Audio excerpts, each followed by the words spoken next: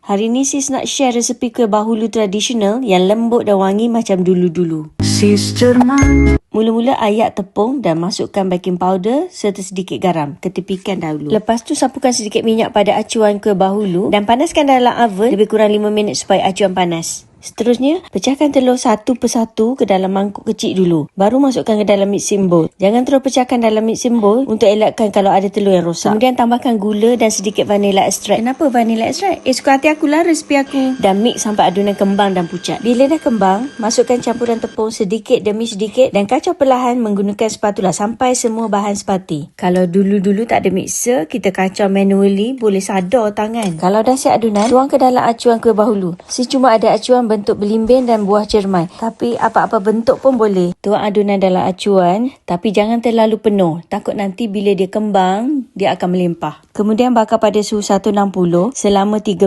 hingga 15 minit atau sampai bahulu nampak keemasan. So tergantung kepada oven masing-masing. Okey, dah siap. Walaupun tak begitu perfect bentuknya, okeylah untuk makan sendiri. Dulu masa kecil-kecil, kalau nak makan kuih ni, kena tunggu raya balik kampung baru ada. Sekarang kalau teringin, kena buat sendirilah. Yeay, kita buat jadi. Cantik kejadian dia. Lembut, wangi dan fluffy. Okey, itu saja sis nak share. Selamat mencuba.